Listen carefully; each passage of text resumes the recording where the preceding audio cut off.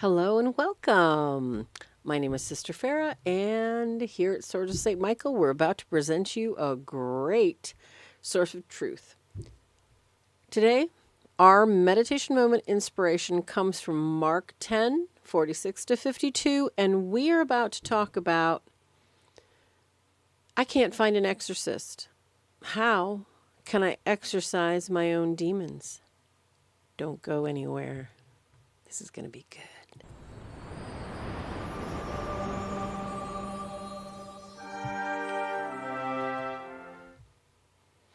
Now, how can something, now this was last Sunday's reading, how can something this simple give us so much insight into how the power of Christ can work to help us get rid of our addictions, the things that oppress us, the things that bother us?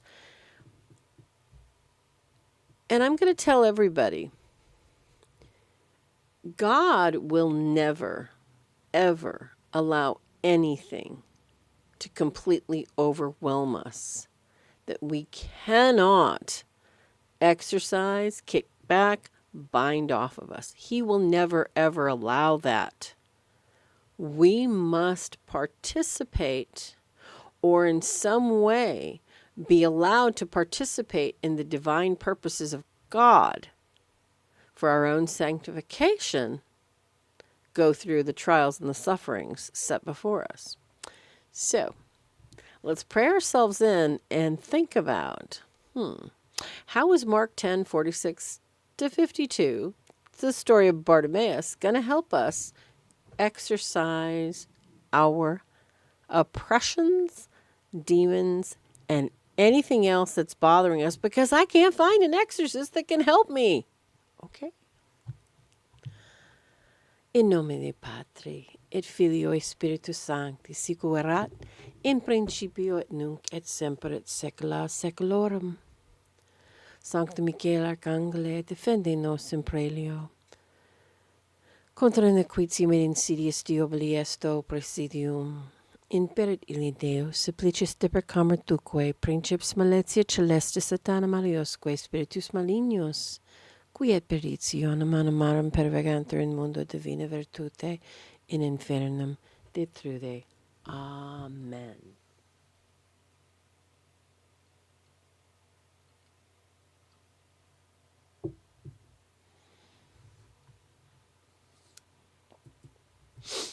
Now, to the exciting part.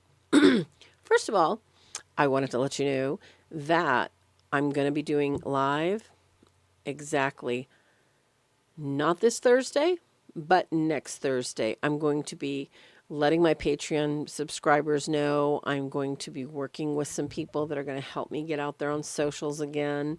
And I've got some great notes, and we're going to start with a really good one. So watch for a short on this channel to let you know what movie we're going to parse out. We're going to go back to how did that happen? Can demons really do that? That series is a lot of fun because it allows us to break down some of the myths and the truths that actually occur with demonic activity, with, secular ideas, Hollywood, that sort of thing. So watch for that on the channel. Today we are talking about specifically, a lot of people are very, very frustrated because as of, 7 years ago, every diocese was encouraged, suggested to have their own exorcist. Diocese. In every state, all right, there are anywhere from 1, 2, 3, 4, depending on how big the states are, specific dioceses that have bishops, that will have a vicar general, that will have an office of exorcism.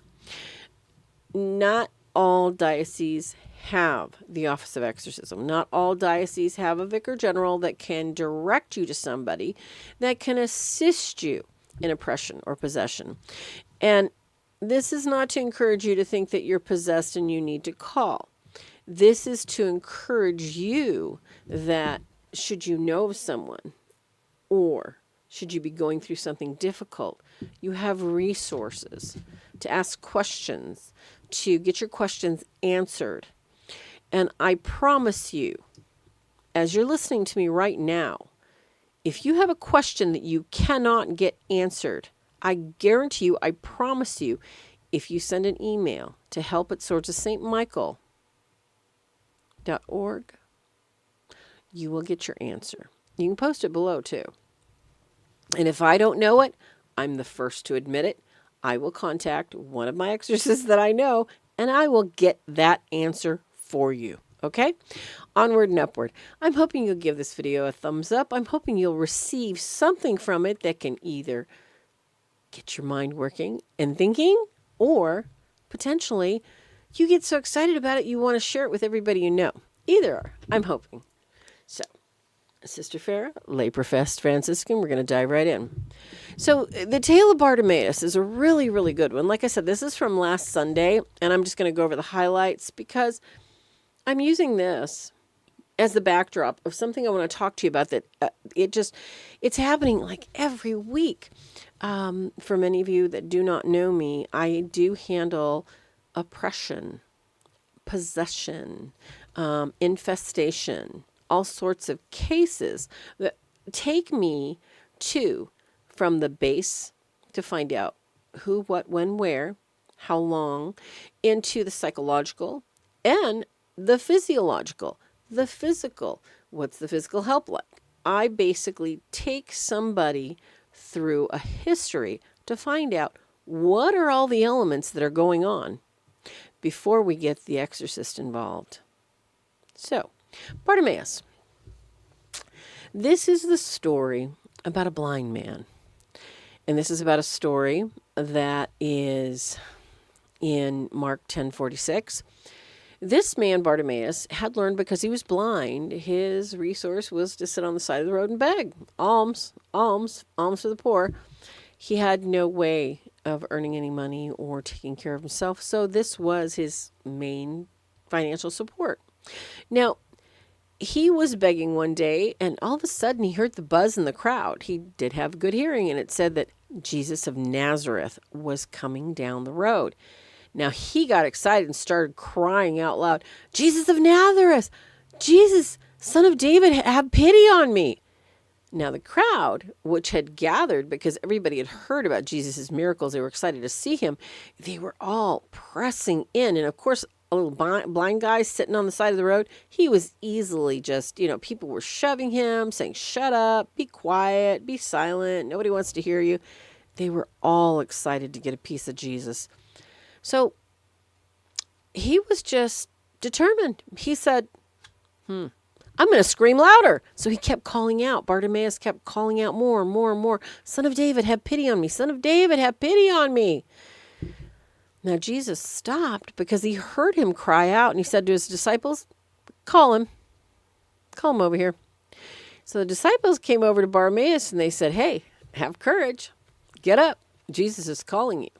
Bartimeous, he got so excited. He throws his cloak off and he jumps up and he's like, "Oh, Jesus." And Jesus says, "What do you want from me? What do you want me to do for you?"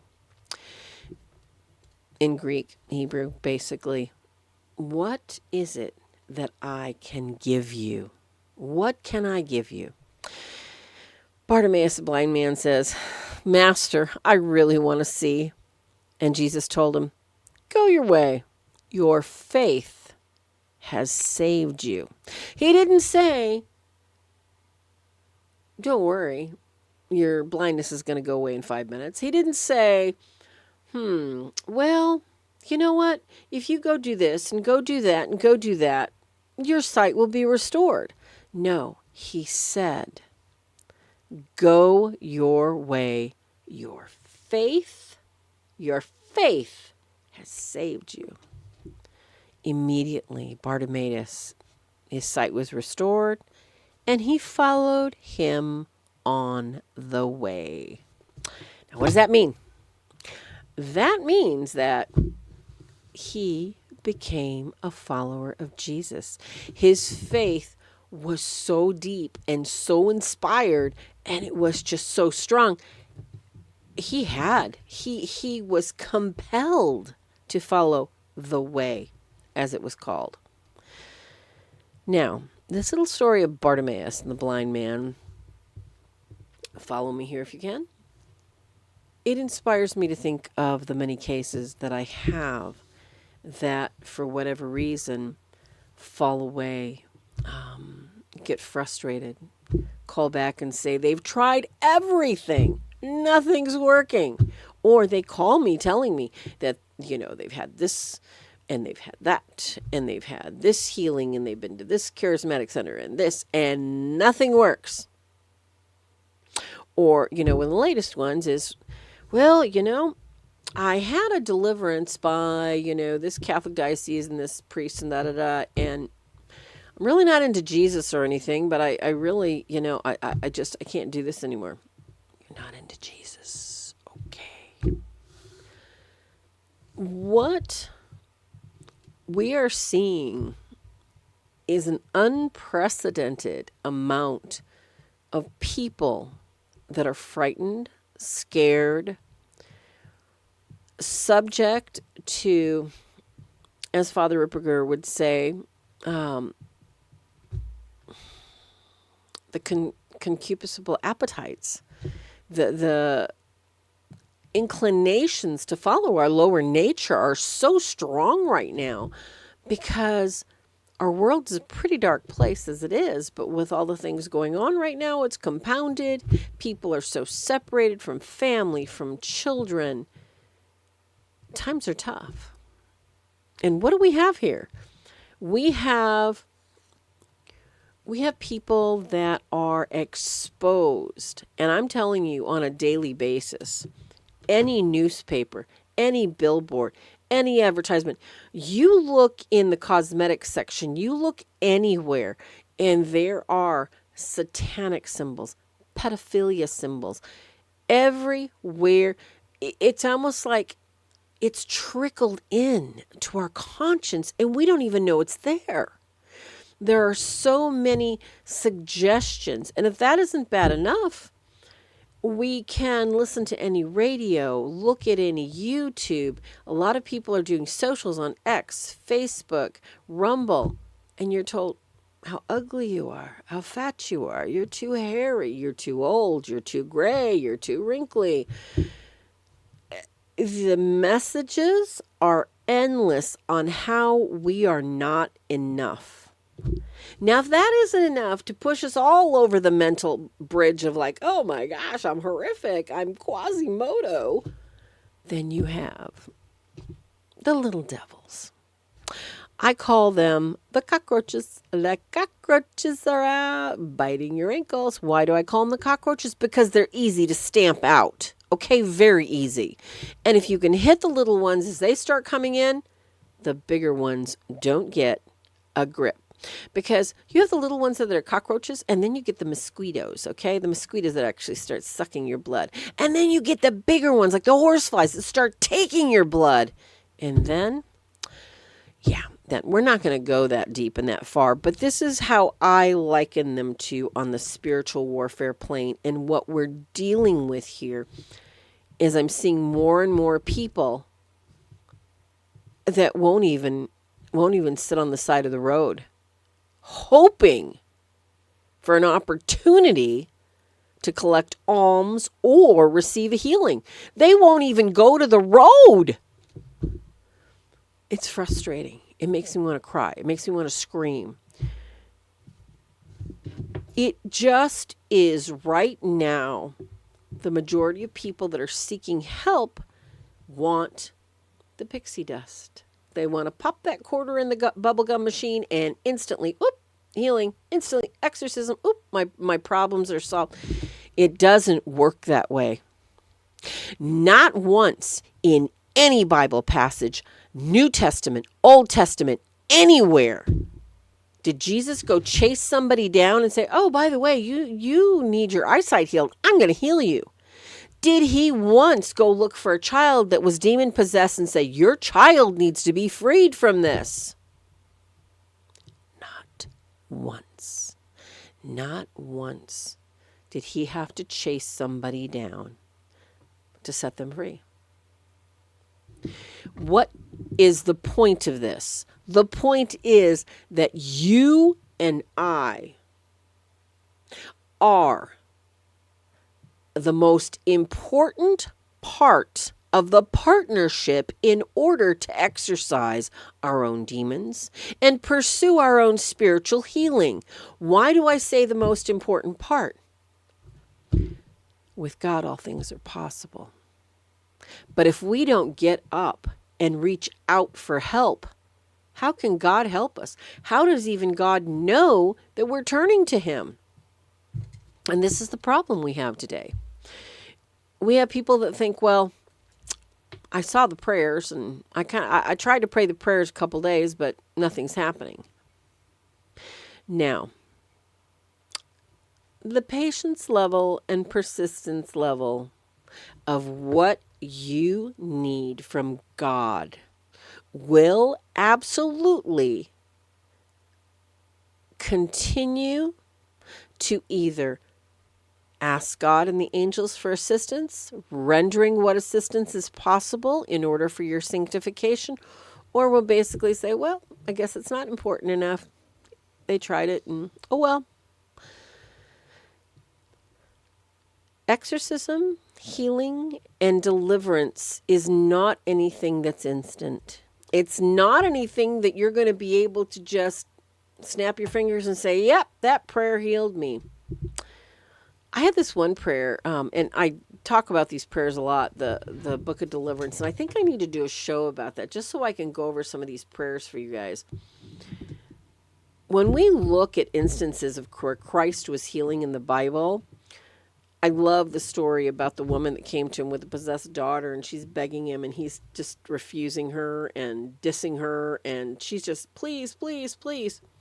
And finally argues with him to the point that says, even the dogs get the scraps off their master's tables. Why can't you help me? And he says, your faith has totally saved you. Go. Your daughter's healed. And there's other stories too.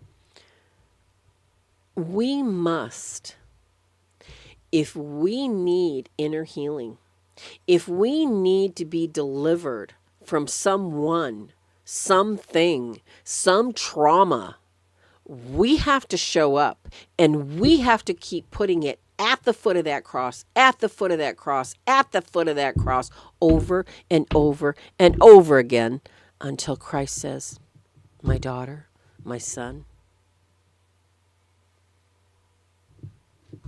you're saved, you're freed. How many times is it going to take? How many prayers is it going to take? Only God knows. I could tell you, do a 9-day novena, do a 27-day, and that's what I usually start with. 27 days is really a good indicator on which way you're going to need to go. Maybe it's 54, because I'm super happy about doing 54 over and over and over again until I hammer and hammer and hammer that idea down, and my angels are like, can you stop already? I don't give up. You, my brothers and sisters, you must be that pit bull that does not let go. You be very specific. If it's alcohol or if it's heroin or if it's something that you know is chemical in your body and you need freedom from this, seek a doctor's assistance so that you may work in partnership spiritually and physically to battle this. You and I can battle on the spiritual level. Unless you are a medical doctor or a holistic medical person that can help with homeopathic healing medicines, we are going to get lost. Because when we have substances in our bodies that we do not understand how they operate, how they work and affect our brain, and I've just been doing a lot of reading on pornography too, the dopamine receptors in our body, we precondition them, which leaves us open to continued oppression, infestation, and literally can drive us nuts and insane until we're fully possessed if we walk hand in hand with it. Possession is rare. Infestation is becoming more common. Please I don't want to see anyone suffer. Find what it is that you need. Write it down. This is your meditation moment. This is your call to arms. This is your healing and your deliverance appointment. Find what it is that you need from Jesus. Jesus, I need you to heal my hard heart. I hate my mother for what she did. I hate my brother for how he used to beat me. I have hatred and bitterness because of the abuse I suffered at the hands of ex-relative when I was 5 years old. I'm suffering from the addiction to this. You specifically ask God over and over and over and over, and do not stop asking until you have been so completely freed that God is ready to use you to help deliver your brother or sister in this. That's what's going to happen, and that's what it's going to take. Persistence. Because healing and deliverance, that's the purview of God. But I want to let you guys know, thank you for joining me. Sister Farah here. Please give this video a thumbs up and a like, share, subscribe, please. And I'm hoping you'll come back for more and get ready for our live shows. This is Swords of St. Michael reminding you that the battle's already been won. And hopefully these videos here on your meditation moment and other videos on demonics, narcissism, etc., we're going to help you win the fight and win it right. So until next week, God bless you. Do take care of yourself. And remember, persistence is the key. Do not stop asking, because God is waiting to give his children exactly what they need. God bless.